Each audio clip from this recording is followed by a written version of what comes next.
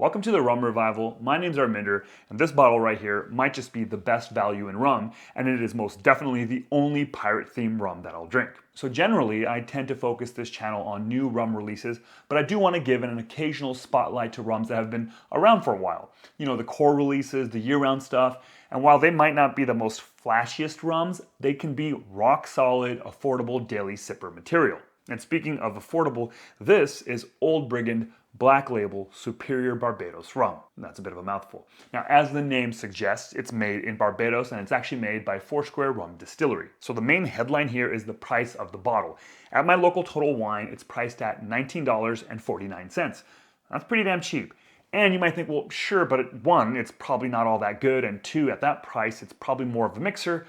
Well, spoiler alert, you'd be wrong on both accounts. So before we dive into the specs of the rum, quick history lesson. In 1906, a law was passed that only allowed distilleries in Barbados to sell rum in bulk and hence not directly to consumers. As such, the various bottlings that were available to consumers in Barbados were from merchants and blenders who bought the rum from the distilleries, blended them, bottled them, and then sold them under their own brand names. This included brands like John D. Taylor, Martin Dourley, Alley and Arthur, the last of which created the Old Brigand brand around the 60s or the 70s. Now in 1993, Alley and Arthur was acquired by the folks at Foursquare who not only got their hands on some aged rum stock, but also the Old Brigand brand. Since then, Foursquare has been producing the rum. Now one last thing before we get into the rum itself.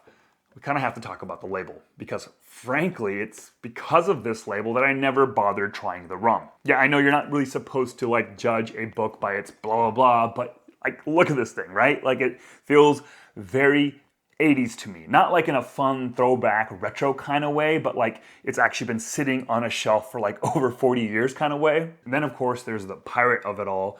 And frankly, most rums with pirates on them suck. And so because of that, and frankly because of the price, I totally dismissed this bottle. And the only reason that I bought it and tried it was thanks to the Rum Cast. Now, if you're not familiar, the Rum Cast is a fantastic podcast about rum. The hosts John and Will have been interviewing so many amazing people in the rum world, from distillers, blenders, independent bottlers, bartenders, you name it. If you've never listened to an episode, definitely check it out. I have learned so much about rum thanks to the podcast. But anyways, a while back, they did a blind tasting of a number of Foursquare rums. And I'll actually include a link to their YouTube video down below where they did the tasting. And this rum right here got the highest rating out of all of them. 10 out of 10. Yeah, at that point I was like, okay, fine, I'll have to buy a bottle and see what the big deal is. Now, there isn't a lot of concrete information out there on the rum, but we do know it's a molasses-based blend of heavier pot still rums and lighter column distilled rums. Now, given the price point, maybe it's got a larger portion of column distillate compared to some of Foursquare's other more expensive rums, but who knows? Now, in terms of the aging, there's no age statement on the label. Some sources claim maybe it's around 5 years, others say maybe it's around 2 or 3, but I don't know. But what I do know is that it's bottled at 43% ABV for $19.49, which in my book is pretty good math. For that price, they could have just bottled it at 40% ABV and no one would have batted an eye. But we ended up with that extra 3% and I'm not complaining. All right, enough talking. Let's give it a taste.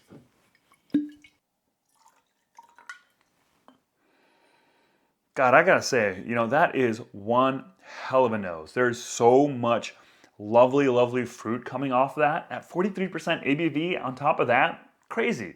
Yeah, there is a good amount of coconut. Definitely something that I kind of pick up in Foursquare's rums. But I also get a good amount of raisin. Less maybe so super dried fruit version of raisins, but a little bit more of a sweeter, plumper raisin, I guess. There is definitely, once you get past some of the fruit notes, then you start picking up some oak char and a little bit of baking spices as well. Seriously, for me, this is one of the appeals of younger rums, and you just get so much more of the character of the distillate and the fermentation. And here I'm just getting so much of that really lovely coconut, raisin, kind of tropical note. Okay, let's give it a sip.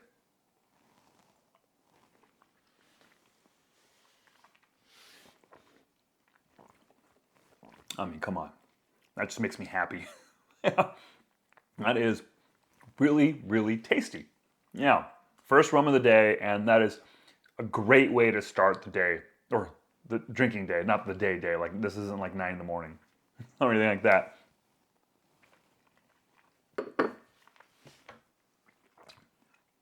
Lots and lots of plump, juicy, golden raisins. Yeah. Ooh, and lots of coconut as well.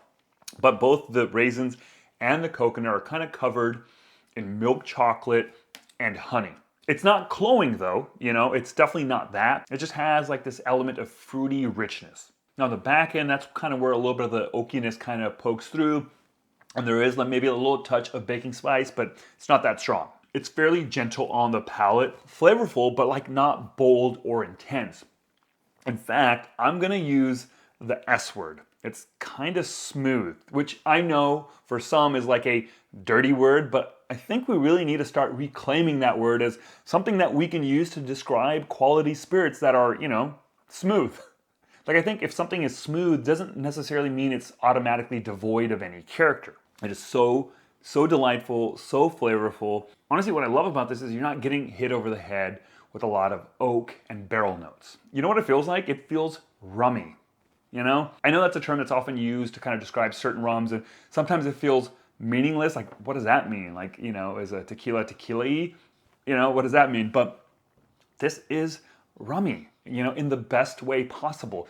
And that's, again, not a thing you can really articulate, although maybe that, what I've said in terms of the tasting notes is what rummy means, like honeys and coconuts and like chocolates and raisins. Maybe that's what rummy means. Maybe, I don't know, but this just tastes so rummy. In a way, I'm just kind of rambling here a little bit, but this maybe this rummy quality and what it tastes like is kind of what I maybe think in my mind back in the days of piracy, like this is the type of rum they probably drank.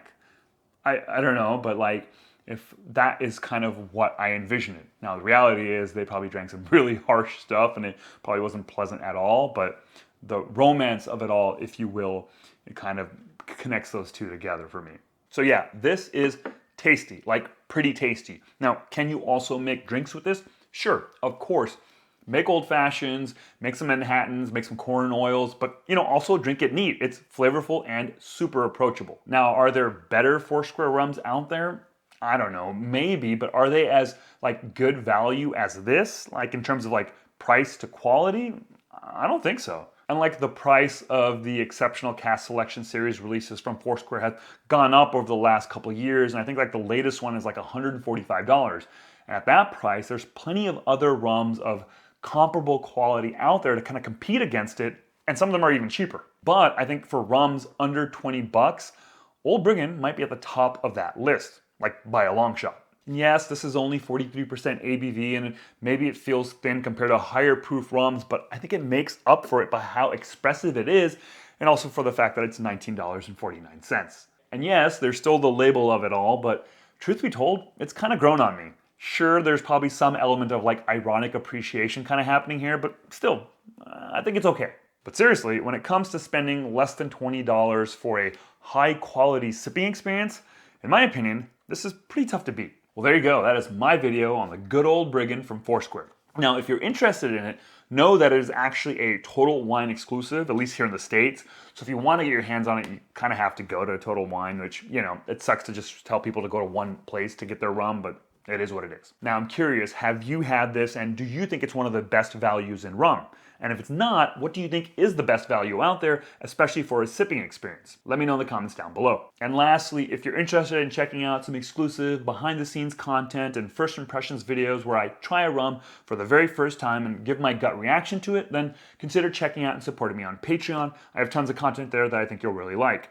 Thanks so much for watching. Catch you next time. Cheers.